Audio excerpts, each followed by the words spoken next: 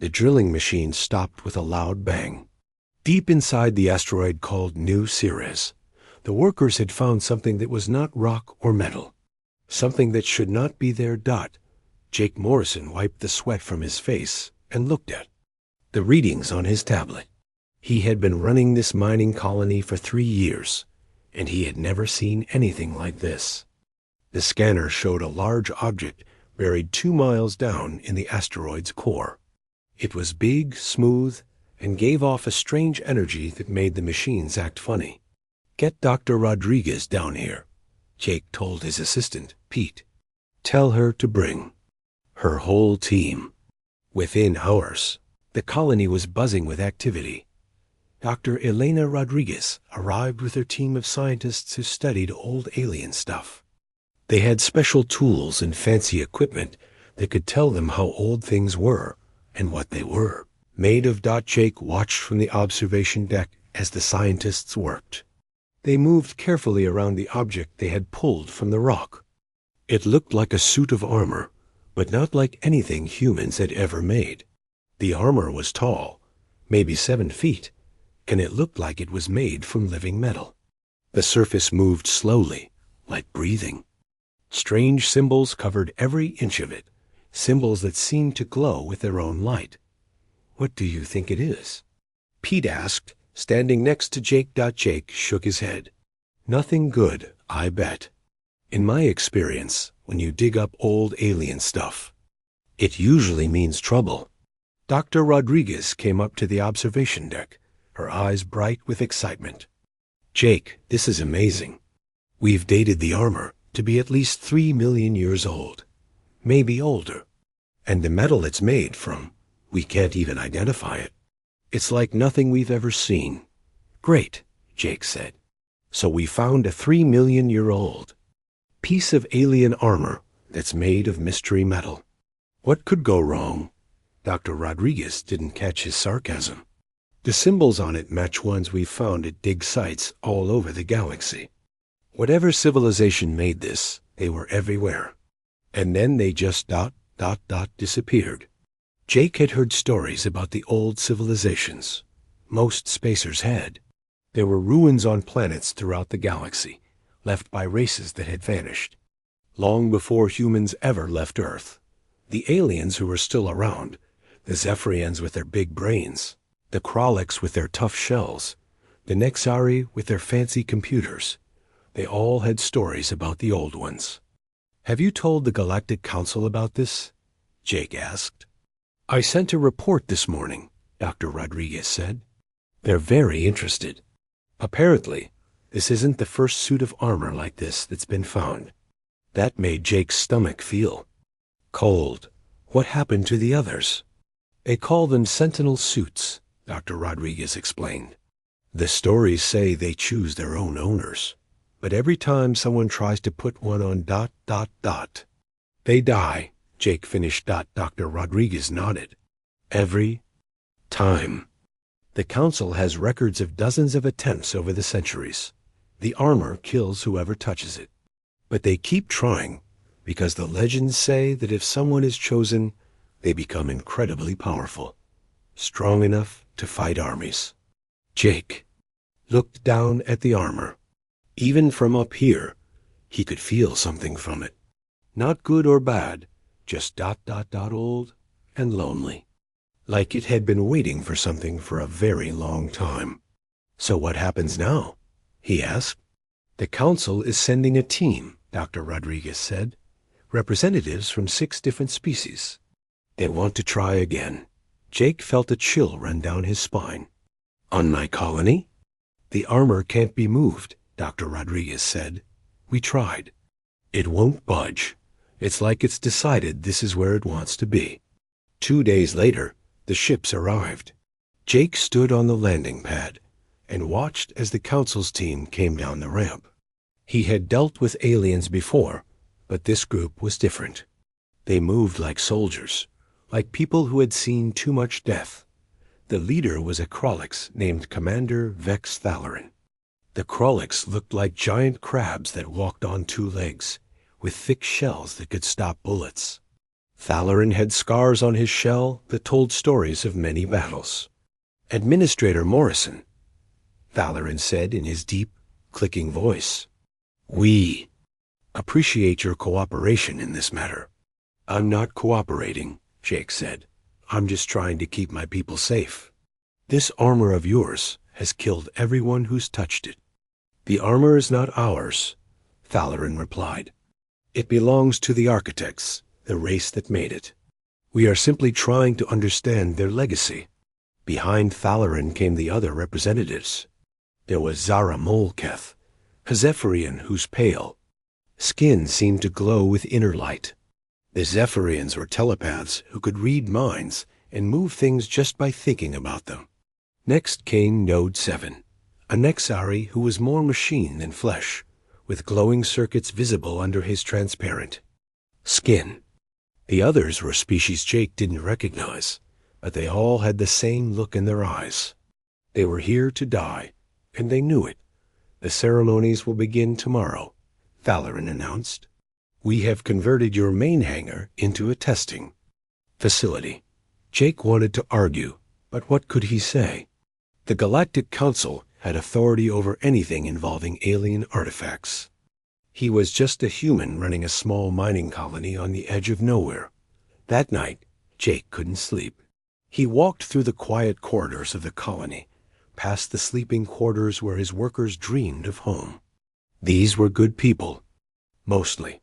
Miners and technicians who had come out here to make a living, and maybe find something better than what they had left behind on Earth.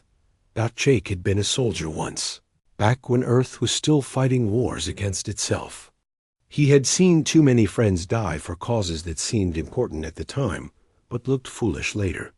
When the wars ended and humans started spreading out among the stars, Jake had been happy to leave the fighting behind, but now standing in the corridor outside the hangar where the armor waited, Jake felt that old familiar feeling. The feeling that came before a battle, when you knew that tomorrow might be the day you didn't come home. He pressed his hand against the hangar door. On the other side, the armor waited in the darkness. Jake couldn't explain why, but he felt like it was waiting for him specifically, like it had been waiting for him for 3 million years. The thought was crazy, but Jake couldn't shake it. Tomorrow, 6 of the galaxy's finest would try to claim the armor. Tomorrow, 6 of them would probably die. And after that, Jake had a feeling it would be his turn. The hangar had been changed overnight. The mining equipment was gone, replaced by medical scanners and recording devices. The armor stood in the center of the room, a raised platform, surrounded by a circle of bright lights. It looked different in the harsh light, more alive somehow, as if it knew what was coming. Jake stood with the other colony, workers behind a thick glass wall. Dr. Rodriguez had her instruments ready, and the medical team was standing by with emergency equipment. Everyone knew what was about to happen, but they had to watch anyway. The council demanded witnesses. Commander Thalarin stepped forward, his shell gleaming under the lights. "Today we honor the memory of the architects by attempting to claim their greatest creation. May the fallen guide us." The other alien representatives stood in a line, each one ready to take their turn. Jake could see the fear in their eyes, but also determination. These were brave beings, whatever else you could say about them. Zara Molketh went first. The Zephyrian woman was small compared to the others, but Jake knew her people were incredibly powerful. Stories said they could crush a spaceship just by thinking about it. She walked slowly toward the armor, her hands glowing with psychic energy. "I can feel it," she said, her voice echoing in everyone's minds. "It's single quotes S.aware. It's been waiting." She reached out with one pale hand toward the armor's chest plate. The moment her fingers touched the surface, the armor came alive. The metal flowed like water, reaching up to grab her hand. Zara's eyes went wide, and she opened her mouth to scream, but no sound came out. The scream came from everyone else in the room. Jake felt it slam into his mind like a hammer. pure terror and pain as the armor drained the life from the Zephyrian woman. She collapsed to the floor, her body withered and gray, her psychic glow completely gone. Medical team. Dr. Rodriguez shouted, but it was too late. The scanners showed no life signs. Zara Mol Keth was dead. The armor stood motionless again, as if nothing had happened. But Jake thought he could see something different in its surface, a faint glow that hadn't been there before. Commander Thalarin stepped forward. His species didn't show emotion the way humans did, but Jake could hear the anger in his voice. Thorax Grimjaw, you are next. The Krolix warrior who stepped forward was huge, even by the standards of his species. His shell was covered in battle scars, and his claws could cut through steel. Thorax had fought in a dozen wars and survived things that would kill most beings. I have faced death before, Thorax said. Today, I face it again. He walked up to the armor without fear, his heavy footsteps echoing in the silent hangar. Unlike Zara, he didn't try to be gentle. He grabbed the armor's shoulder with both claws and tried to pull it toward him. The armor resisted for a moment, then suddenly gave way. But instead of falling, it flowed around Thorax's arms like liquid metal. The Krolix warrior roared as the armor covered his claws, his arms, moving up toward his head. For a moment, Jake thought it was working. The armor seemed to be fitting itself to Thorax's body. Then the Krolix warrior's roar changed to a scream of pain. The armor turned bright red, so hot that Jake could feel the heat through the glass wall. Thorax was thrown backward across the hangar, his shell cracked and smoking. He hit the wall hard and didn't get up. The medical team rushed to him, but he was alive barely. The armor had rejected him, but not killed him. Maybe because his shell had protected him, or maybe because he was stronger than the Zephyrian. Enough, Commander Thalarin said, but Node 7 was already walking forward. The Nexari was more machine than flesh, his body a mix of metal and circuits. If anyone could survive the armor's rejection, it would be him. His people had replaced most of their organic parts with technology, making them nearly immortal. I will interface with the armor systems, Node 7 said in his electronic voice. Perhaps a technological approach will succeed where biological ones have failed. Cables extended from Node 7's arms, reaching toward the armor.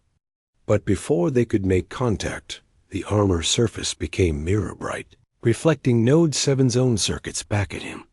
There was a sound like breaking glass, and sparks flew from the Nexari's body. Node 7 staggered backward, his circuits dark and smoking. The armor had somehow turned his own technology against him, overloading his systems. He would survive, but his advanced implants were ruined. 3 more aliens tried. The Crystheri, who were made of living crystal, shattered when they touched the armor. The Vorthic, who could become invisible, was thrown across the room so hard. He left a dent in the wall. The Umbraxi, who could control shadows, simply collapsed unconscious the moment she got close. Each failure was different, but the result was always the same. The armor rejected them all. Commander Thalarin looked at the bodies and the injured aliens. His species didn't have expressions humans could read, but Jake could tell he was angry and frustrated. This is madness, Thalarin said. The armor is too dangerous. We will seal it away and forbid anyone from approaching it. You can't do that, Dr. Rodriguez protested. This is the greatest archaeological find in history. We need more time to study it. The study is over, Thalarin replied. How many more must die before you understand? The armor chooses no one. It kills everyone who tries to claim it. Jake watched from behind the glass as the aliens prepared to leave. The armor stood alone on its platform, surrounded by the evidence of its deadly power. But Jake didn't think it looked dangerous. It looked sad. That night, Jake couldn't sleep again. He walked through the colony, checking on the security systems and making sure everyone was safe. The injured aliens had been taken to the medical bay, and the dead ones were being prepared for transport back to their homeworlds. The hangar was sealed now, with electronic locks and warning signs. The Council had declared the armor off limits to everyone. But Jake had the master codes for every system in the colony. He could get in if he wanted to. He stood outside the hangar door for a long time, his hand on the keypad. Part of him knew. This was crazy. The armor had killed or injured 7 aliens in one day. What made him think he would be any different? But another part of him, the part that had been a soldier, knew that sometimes you had to take risks. Sometimes you had to do something dangerous because it was the right thing to do. Jake had been thinking about the armor all day, about how it had reacted to each alien differently. It hadn't just killed them all the same way. It had seemed to test them, to try to understand what they were. And each time it had found them wanting, the Zephyrian had approached with psychic power, trying to dominate the armor with her mind. The Kralliks had tried to claim it through strength. The Nexari had tried to hack it like a computer. All of them had tried to take the armor for themselves, to use it for their own purposes. Maybe. That was the problem. Maybe the armor wasn't looking for someone to claim it. Maybe it was looking for someone to serve it. Jake entered his access code, and the hangar door opened. The lights were dim, but he could see the armor standing in the center of the room. It seemed to be waiting for him. He walked slowly across the hangar, his footsteps echoing in the empty space. The armor didn't move, but Jake could feel something from it. Not hostility, but curiosity. Like it was wondering what this human was doing here. Jake stopped a few feet away from the platform. Up close, he could see the symbols on the armors. Surface moving slowly, like words in a language he didn't understand. The metal flowed like liquid, but it held its shape perfectly. "I don't know what you are," Jake said quietly, "but I know you're not just a weapon. You're looking for something. Someone." The armor's surface rippled, like water when you throw a stone into it. "I'm not like them," Jake continued. "I'm not trying to claim you or use you. I'm just trying to understand." He took a step closer. The armor didn't react. "My people, we're new to this galaxy. We don't have psychic powers or tough shells or fancy computers. We just have each other. And sometimes that's enough." Jake reached out his hand toward the armor. His fingers were shaking, but he didn't pull back. "If you're looking for someone to work with instead of someone to serve, maybe we can help each other." His hand touched the armor's chest plate. The metal was warm, like living skin. And then everything changed. The moment Jake's hand touched the armor, the world exploded into light and sound and feeling. But instead of pain, he felt something else. Curiosity. Ancient, patient curiosity that had been waiting for millions of years. The armor's surface flowed up his arm like warm water, but it didn't hurt. It felt like it was learning about him, studying every cell in his body. Jake could feel the armor's thoughts, if they could be called thoughts. They were more like emotions and pictures. That filled his mind. He saw a civilization that had ruled the galaxy long before any of the current species existed. The architects, the armor called them. They had been builders and explorers, creating wonders that spanned star systems. But they had also been fighters when they needed to be. The armor showed him images of a terrible war. An enemy that came from outside the galaxy, creatures that fed on life itself. They didn't just kill. They consumed everything, turning entire worlds into empty space. The architects had fought them for thousands of years, but they were losing in desperation. The architects had created the Sentinel suits. Each one was more than just armor. It was a living weapon that could bond with a warrior and give them the power to fight the Life Eaters. But the armor had to choose its partner carefully. The wrong choice would mean the armor would be corrupted, turned into a weapon for the enemy. Jake felt the armor's loneliness. It had been waiting for so long, testing every species that found it, but none of them had been right. They all wanted to use the armor for their own purposes, for power, for conquest, for glory. The armor needed someone who would fight not for themselves, but for others. "That's why you chose me," Jake said, and he could feel the armor's agreement. "Not because I'm strong or smart, but because I'm willing to die for people I don't even know." The armor showed him more images. The enemy was coming back. The Life Eaters had spent millions of years growing stronger, and now they were ready to finish what they had started. The galaxy's current civilizations had no idea what was coming for them. "How long do we have?" Jake asked. The answer came not in words, but in feelings. Months, maybe a year. The enemy was already moving, sending scouts ahead to test the galaxy's defenses. Soon, the real attack would begin.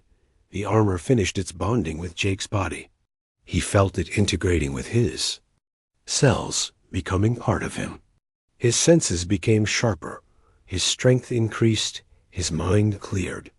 But more than that, he felt the armor's knowledge flowing into him.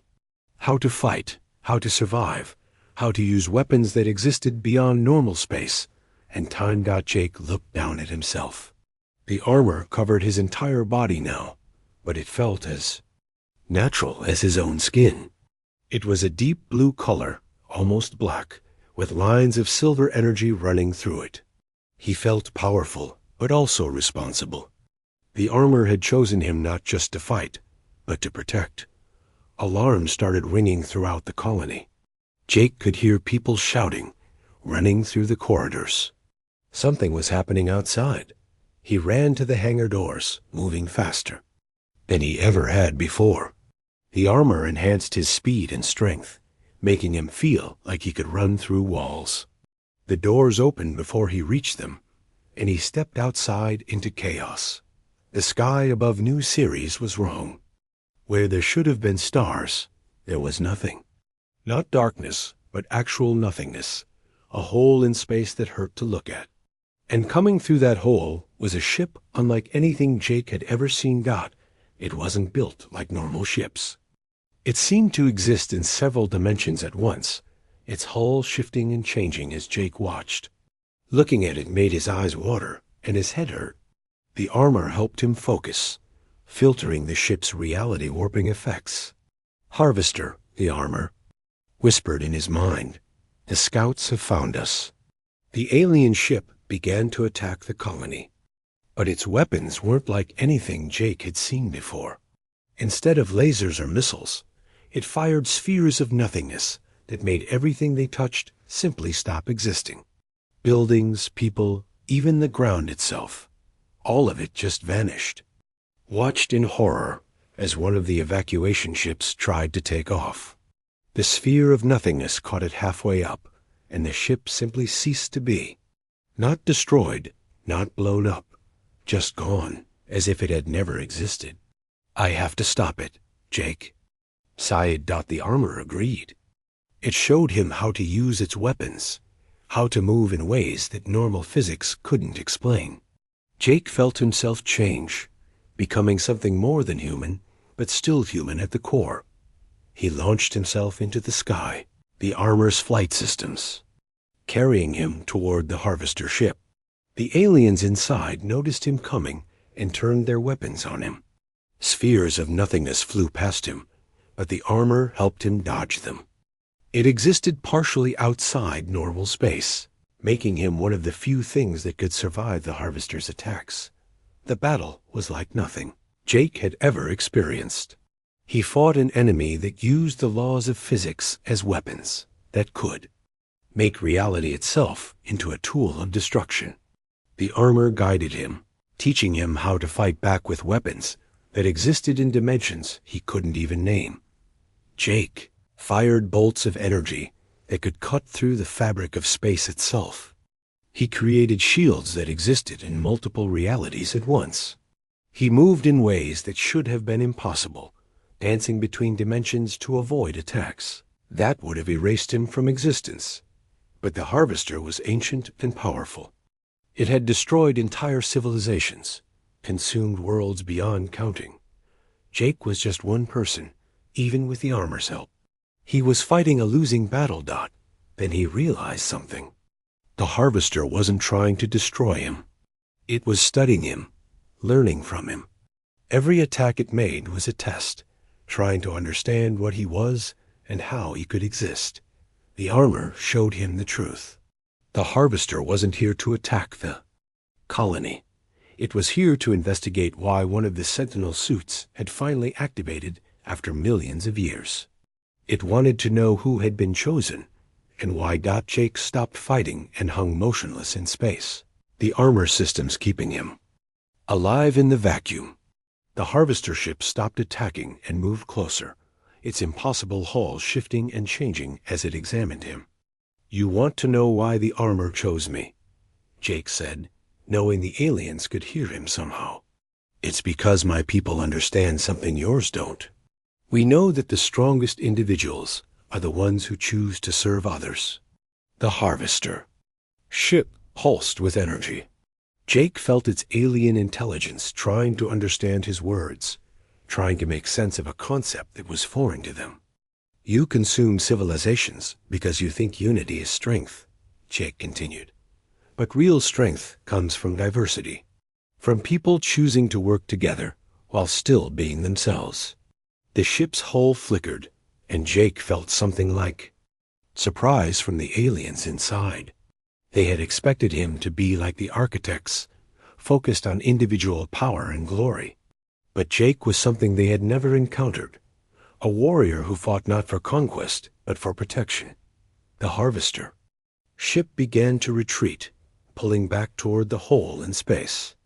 But before it left, it sent Jake a message. Not in words, but in images and emotions that burned themselves into his mind. The real fleet was coming. Thousands of ships, millions of life-eaters who had spent eons preparing for this moment.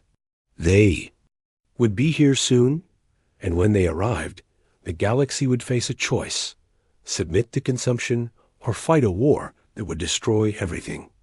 The hole in space closed, and the Harvester ship was gone.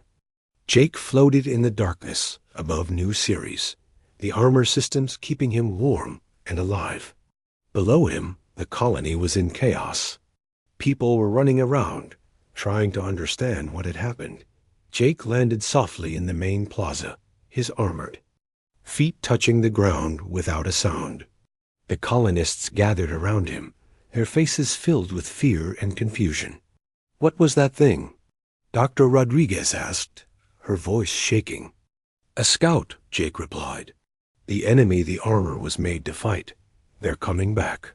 Commander Thalarin pushed through the crowd, his shell scarred, but his voice strong. "How is this possible? The armor killed everyone who touched it." "It wasn't trying to kill them," Jake said. "It was testing them, looking for someone who would use its power to protect others instead of dominating them." He looked around at the faces surrounding him. Humans, aliens, all of them afraid but still standing together. This was what the armor had been looking for. Not a warrior who would fight for glory, but one who would fight for people like these. "The real attack is coming," Jake said. "We need to warn everyone. The entire galaxy is in danger." The armor pulsed with agreement. The long wait was over. The final battle was about to begin. 3 months had passed since the Harvester scout ship had appeared over New Ceres. 3 months of frantic preparation as the galaxy tried to get ready for something it didn't understand. Jake stood on the bridge of the Earthship, defiant, watching the largest fleet in galactic history prepare for battle. Thousands of ships from dozens of species hung in space around him. Krollik's dreadnoughts with their heavy armor and massive guns. Zephyrian mine ships that could be controlled by thought alone. Nexari vessels that were more computer than spacecraft. Jake knew it wouldn't be enough. The armor had shown him what they were facing, and conventional weapons were useless against the Harvesters. "Status report," Admiral Lisa Chun said. She was the commander of the Earth fleet. a small woman with steel in her voice and fire in her eyes. "All ships are in position," the communications officer reported. "The Galactic Council forces are ready. We're as prepared as we can be." Jake almost laughed. Prepared? They had no idea what was coming. The only thing that could fight the harvesters was the Sentinel suits, and there were only 8 of them in the entire galaxy. Over the past 3 months, Jake had helped search for the other suits. They had found 7 more, hidden in ancient ruins and forgotten temples across the galaxy. But the suits were just as picky as the first one. Thousands of volunteers from every species had tried to bond with them, and every single one had failed, except for the humans. Jake looked around the bridge at his team. There was Danny Martinez, a former Marine who had bonded with a suit found on a dead world in the Outer Rim. Sarah Kim, a rescue worker who had spent her life saving people from disasters. Bobby Taylor, a firefighter who had run into burning buildings to save strangers. Lisa Park, a doctor who had worked in war zones. Carl Johnson, a teacher who had protected his students during a pirate attack. Maria Santos, a pilot who had crashed her ship to save a civilian transport. 7 humans who had one thing in common: they had all risked their lives to protect others. The armor had chosen them not because they were the strongest or the smartest, but because they understood what the architects had built the suits to do. "Contact from the scouts," the communications officer announced. "They're coming." Jake felt the armor respond to his tension. Over the months, he had learned to work with it instead of fighting it. The armor wasn't just a weapon. It was a partner, an ancient intelligence that had been waiting for the right person to work with. "How many ships?" Admiral Chun asked. "Thousands," came the reply. "Maybe tens of thousands. The scanners can't get an accurate count. The ships keep shifting in and out of normal space." Jake closed his eyes and let the armor show him what was coming. The harvester fleet was massive, bigger than anything the galaxy had ever seen. Each ship was a living weapon, crewed by beings that had given up their individual existence to become part of a collective mind. "They're not just coming to conquer," Jake said. "They're coming to harvest.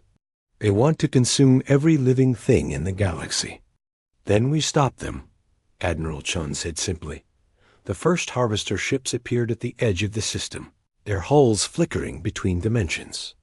They looked like the scout ship that had attacked New Ceres, but bigger and more dangerous. Reality seemed to bend around them, making them hard to look at directly. "All ships, attack formation," Admiral Chun ordered. "Target the lead vessels." The galactic fleet opened fire. Thousands of weapons lit up the darkness: energy beams, missiles, kinetic rounds. The concentrated firepower could have destroyed entire planets. It did nothing to the harvester ships. The weapons passed through them like they weren't there, or simply vanished when they got close. The harvesters existed partially outside normal space, making them immune to conventional attacks. "Weapons have no effect," the tactical officer reported. "The enemy ships are unharmed." Jake stepped forward. "Admiral, with your permission, I'd like to take my team out there." Admiral Chun looked at him. She was a career military officer, and she understood the reality of the situation. The normal fleet was useless against this enemy. Only the Sentinel suits could fight the harvesters. "Do what you have to do," she said. "We'll provide support if we can." Jake nodded to his team. They had trained together for months, learning to work as a unit.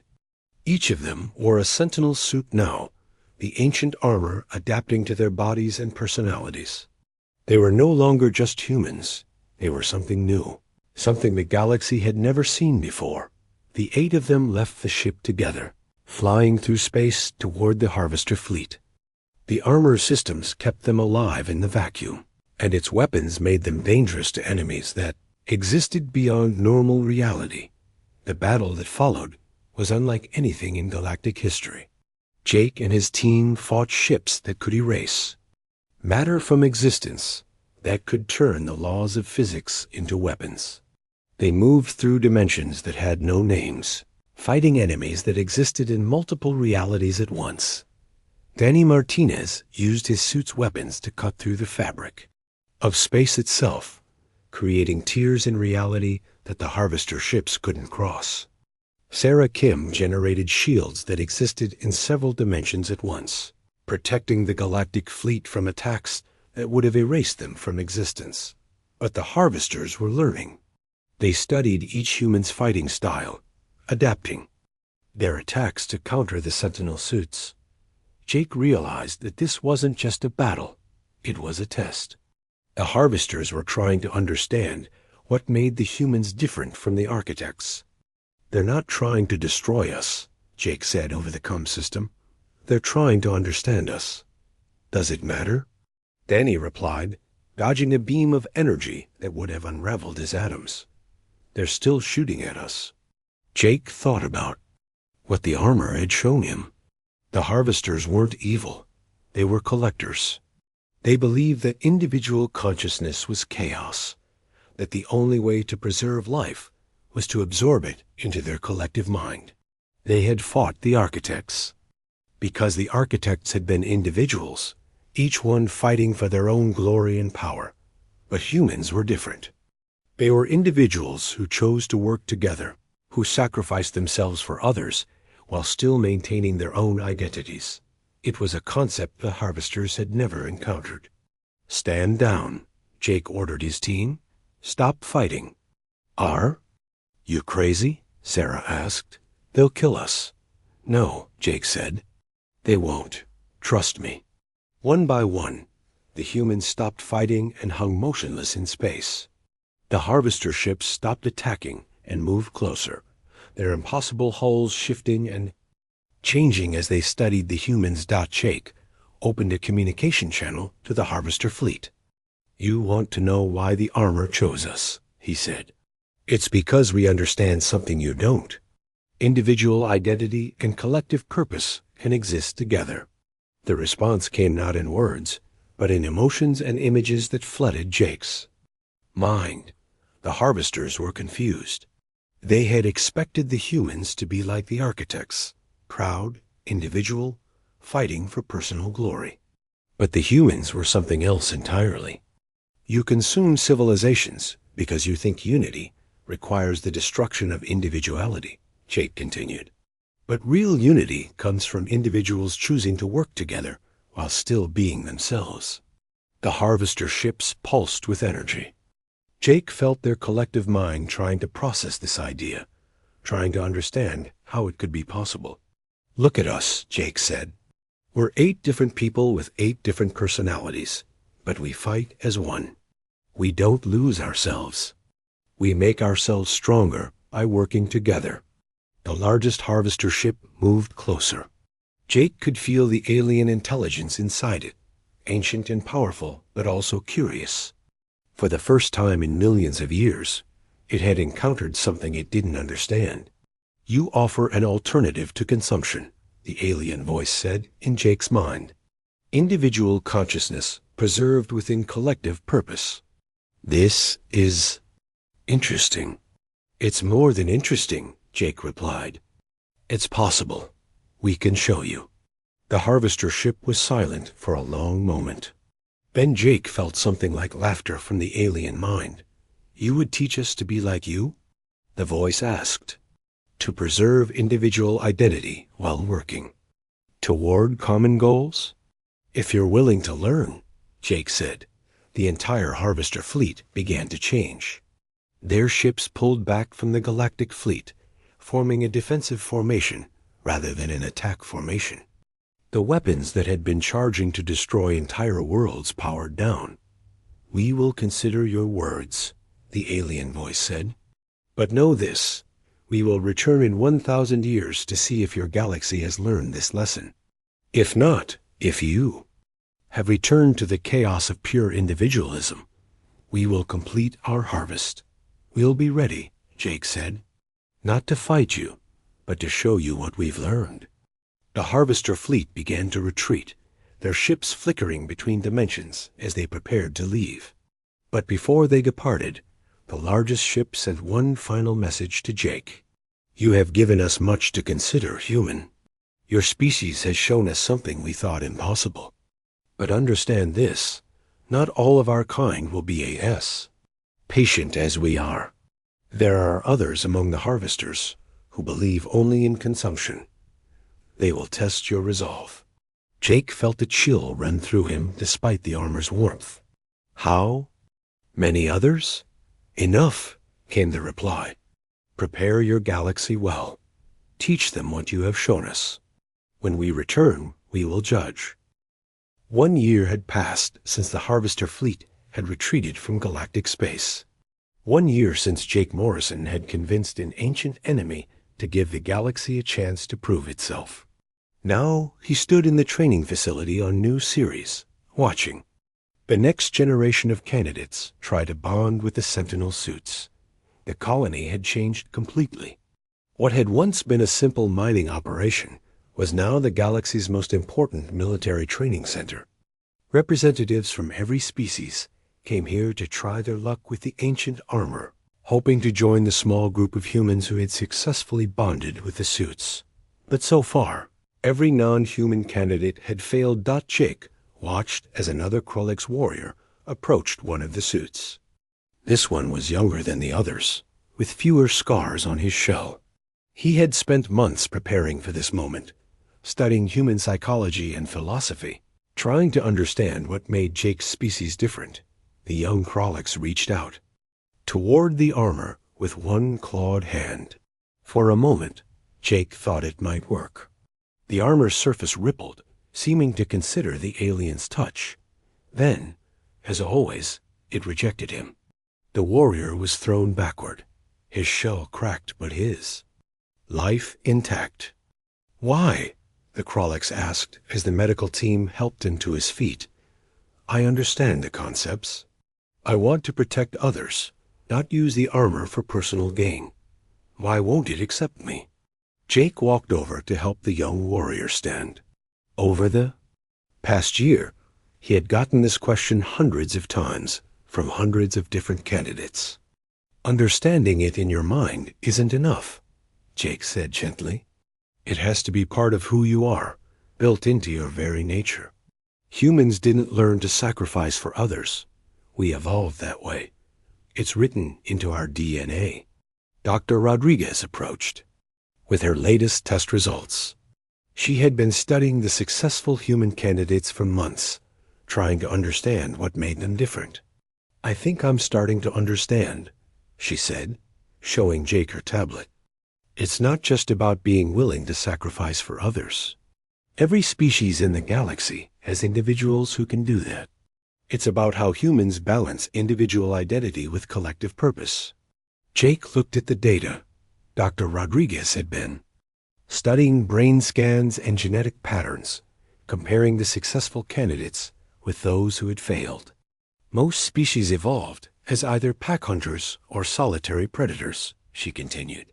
"They're programmed to either follow the group or dominate it. But humans evolved as persistence hunters who worked in small teams. We learned to be individuals who chose to cooperate. So the armor is looking for that specific balance," Jake said. "Individual choice combined with collective responsibility." "Exactly. And so far, only humans have that balance naturally built in." Jake nodded, but he wasn't entirely satisfied with that answer. The armor had been created by the architects, who had also been individuals. If they could bond with the suits, why couldn't other species learn to do the same? His question was answered that afternoon when a new group of candidates arrived. But these weren't aliens trying to bond with the armor. They were humans. Young men and women from Earth and the colonies, all of them volunteers who wanted to help protect the galaxy. Jake watched as they went through the selection process. Not all of them would be chosen, even among humans. The armor was incredibly selective, looking for very specific personality traits. The first candidate was a young woman named Amy Brown.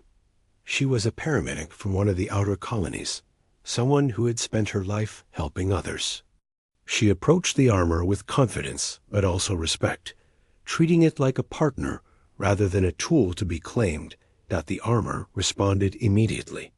Its surface flowed up her arm like liquid metal, covering her body in seconds.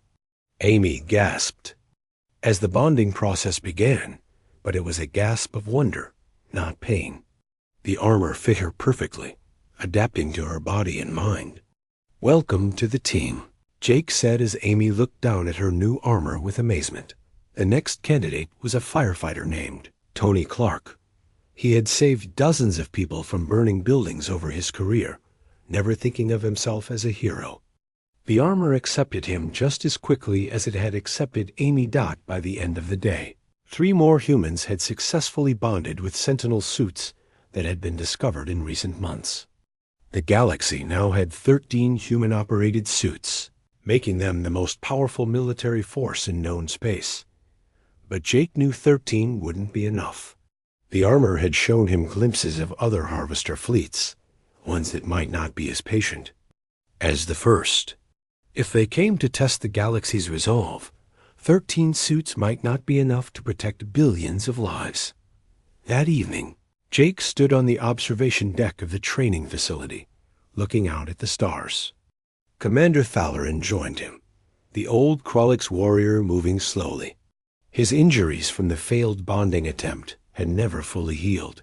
"Do you think we're doing the right thing?" Thalarin asked. "Training only humans to use the most powerful weapons in the galaxy? It's not about training," Jake said. "The armor chooses its own partners. We can't force it to accept someone it doesn't want." "But surely other species can learn," Thalarin insisted. "My people are warriors.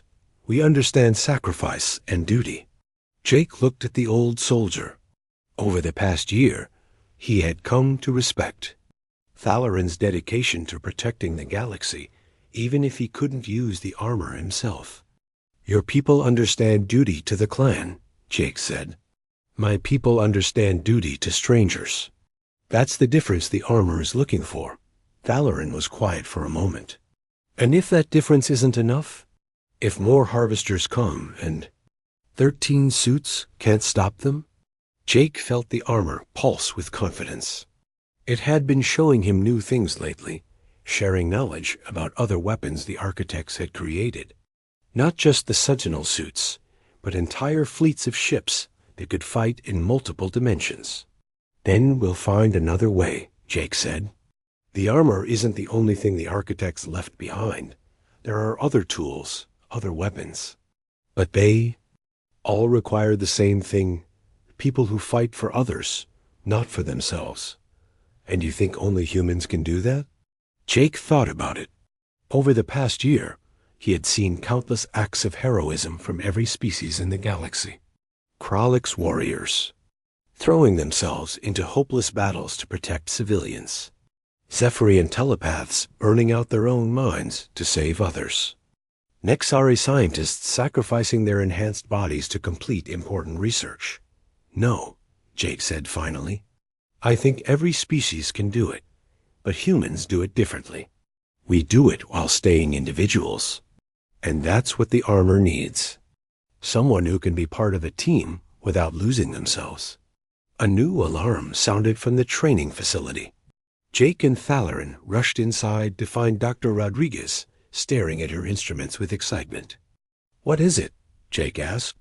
"We just detected something," she said. "A signal from deep space. It's from another architect facility." Jake felt the armor respond to the news. Through their bond, he could sense the suit's excitement. There were more facilities out there, more weapons and tools that could help the galaxy prepare for what was coming. "Where?" he asked. "The far edge of the galaxy," Dr. Rodriguez said. "It would take months to get there, even with our fastest ships." Jake nodded. He had known this day would come. The armor had been preparing him for it, showing him glimpses of what lay ahead. The galaxy had 1,000 years to prepare for the Harvester's return, but there were other threats out there. other enemies that might not be as patient. "Get me Admiral Chun," Jake said, and start preparing the other suit. "Pilots, we're going on a long trip." As the facility buzzed with activity, Jake returned to the observation deck. The stars looked different now.